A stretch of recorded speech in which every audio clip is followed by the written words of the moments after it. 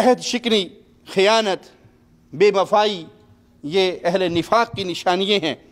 رسول اللہ صلی اللہ علیہ وسلم نے فرمایا جب اللہ تعالیٰ اگلے پچھلوں کو اکٹھا کرے گا تو عہد شکن کے لیے ایک جھنڈا بلند کیا جائے گا اور کہا جائے گا یہ فلاں بن فلاں کی عہد شکنی ہے،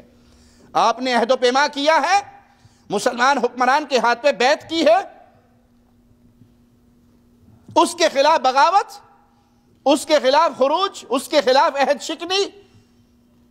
یہ قیامت کے دن آپ کی بربادی کا ذریعہ بنے گا۔ جھنڈا گاڑا جائے گا کہ یہ فلاں کی عہد شکنی ہے اور فلاں کی بغاوت ہے۔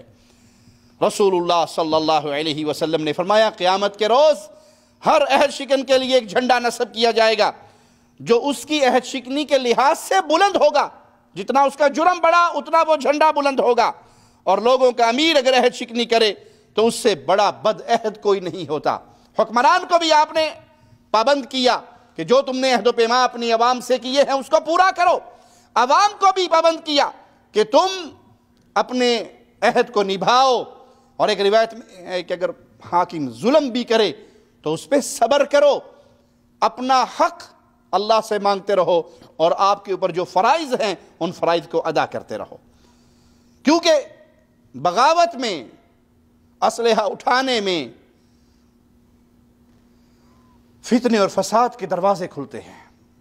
اسلام میں خون کی بڑی قیمت ہے، عزت کی بڑی قیمت ہے، امن کی بڑی قیمت ہے، اور اگر آپ دائیں بائیں جھانک کر تجربہ کرنا چاہیں تو ان ملکوں کو آپ دیکھ سکتے ہیں جہاں آج بد امنی ہے، جہاں آج خون کی کوئی قیمت نہیں، جہاں ہزاروں نہیں لاکھوں عزتیں پامال ہوئی ہیں، اس خون کے بہنے کے پیچھے، ان عزتوں کے تار تار ہونے کے پیچھے، اس بد امنی کے پیچھے کہ لوگ نماز پڑھنے نہیں جا سکتے،